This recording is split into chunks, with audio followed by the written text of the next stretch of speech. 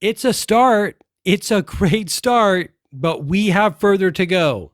All right. I'm reading an article here about Boris Johnson resigning as the UK Prime Minister, which I had no idea this was going on, but you know what? It's a start.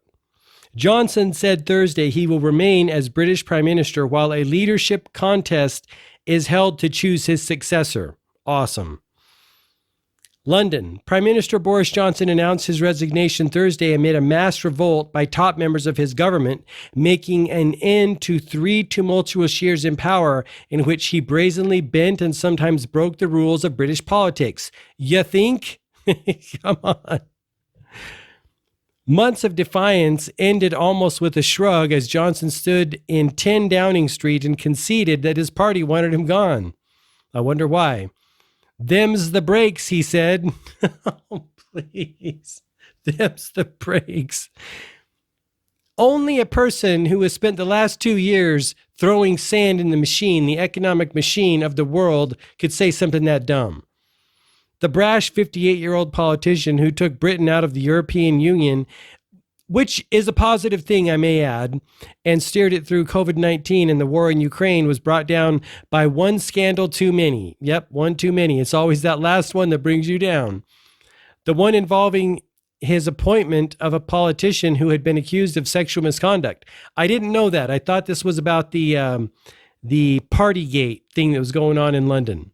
I don't read these articles before we dive into them, which is, it's just as much for me as it is for you to inform the both of us, because we need to know this shit. The messiest of prime ministers, I'm assuming they're talking about his hair, did not leave cleanly. Johnson stepped down immediately as Conservative Party leader, but said he would remain as prime minister until the party chooses his successor. The timetable for that process will be announced next week, he said, but many in the party want him gone before then. Okay, apparently there's some bad blood here. And his government has been shredded by scores of resignations. That's not good. Or maybe it is. I don't know. Maybe those people needed to go. Among the possible candidates to succeed him, former Health Secretary Sajid Javid, former Treasury Chief Rishi Sunak, Foreign Secretary Liz Truss, and Defense Secretary Ben Wallace. Johnson had clung to power for 2 days, defiantly telling lawmakers on Wednesday that he had a colossal mandate from voters and intended to get on with the business of government. So trying to, save his own you-know-what. But he was forced to concede defeat Thursday morning after one of his closest allies, newly appointed Treasury Chief Nadhim Zahawi, publicly told him to resign for the good of the country.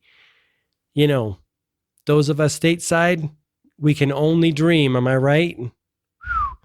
In the last days, I tried to persuade my colleagues that it would be eccentric to change governments when we're delivering so much and when we have such a vast mandate, Johnson said outside his office. I regret not to have been successful in those arguments. And of course, it's painful not to be able to see through so many ideas and projects myself. Okay, I'm sure you had a lot of awesome projects, Boris, that we may or may not need, or that your people may or may not need. Amid 50 cabinet secretaries, ministers, and lower level officials had quite the government over the past few days, often castigating the prime minister for his lack of integrity.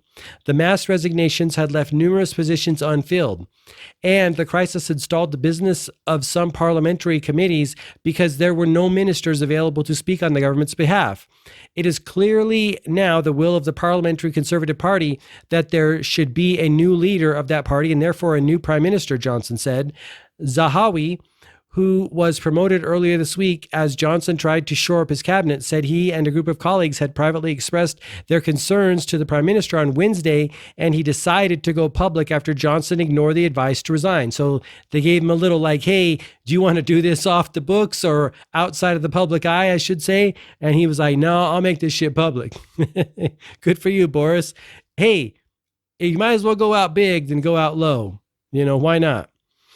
I am heartbroken that he hasn't listened and that he is now undermining the incredible achievements of this government, Zahawi said in a letter posted on Twitter. But the country deserves a government that is not only stable, but which acts with integrity. Yeah, amen to that.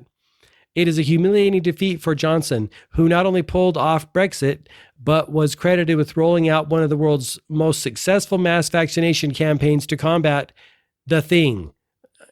I don't see that as an achievement just from my own perspective, but whatever.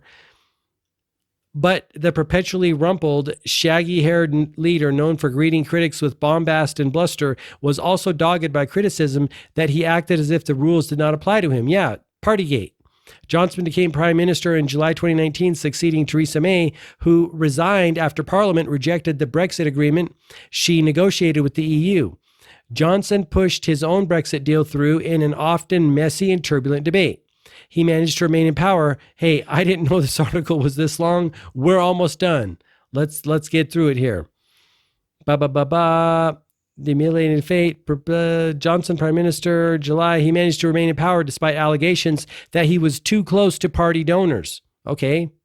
That he protected supporters from bullying and corruption allegations, and that he misled Parliament about government. Let me see how we are. 6 minutes? Maybe that's not that long after all. Office parties that broke COVID-19 lockdown rules. See, that's how I know Boris Johnson. I mean, yeah, I have heard him, make the Brexit deal, but this is what I more recently know him as. Let's see. And he was fined by police over the parties and survived a non-confidence vote last month in Parliament in which 41% of the Conservative lawmakers voted to oust him out. Recent disclosures that Johnson knew about sexual misconduct allegations against a Conservative lawmaker before he promoted him to a senior position in government proved to be one scandal too many.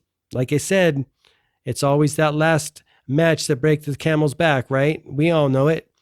These politicians get a little bit arrogant and big in the boots thinking, you know what?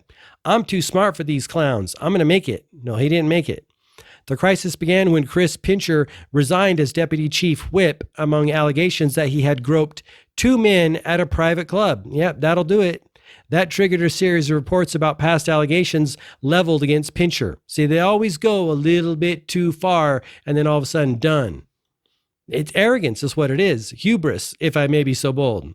Johnson tried to deflect criticism with shifting explanations about what he knew and when he knew it, but that just highlighted concerns that the prime minister couldn't be trusted. Javid and Sunak, we are very close to being done. There's like 3 more paragraphs.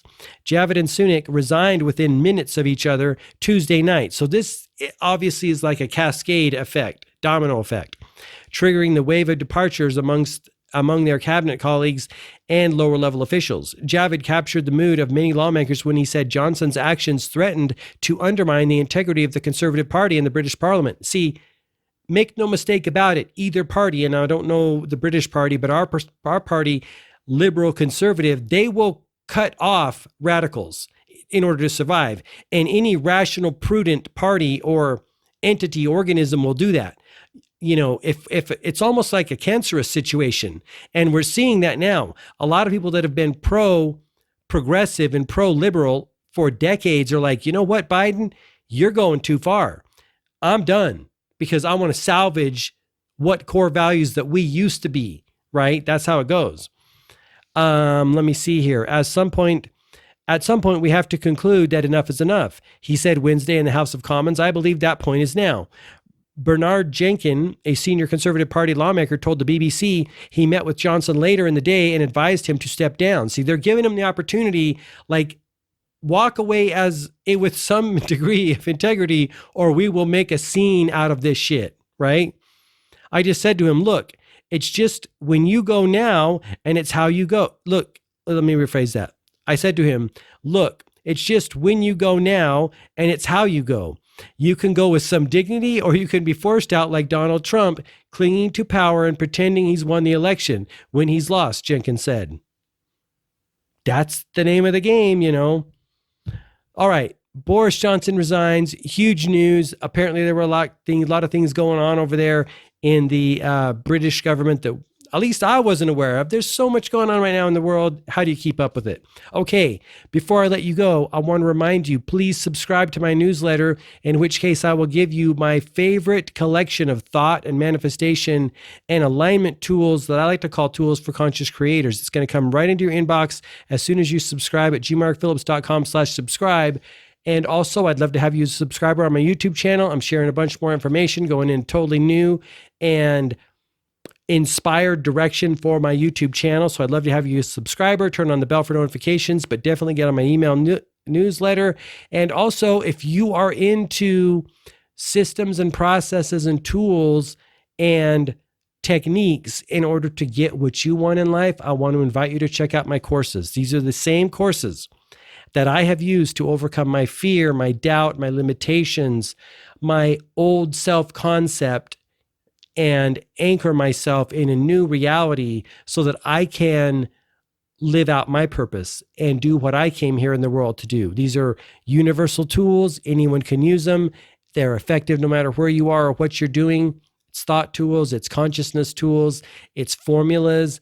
That is all available in my courses in multiple different areas. So go check it out. And last but not least, if you want to bypass the whole process, gmarkphillips.com/consulting. You and I hook up on a one-on-one Zoom call and we talk about how to do it, the specific mechanics, the formula, the process, the state of being, the state of mind, the consciousness, the actual pre-tending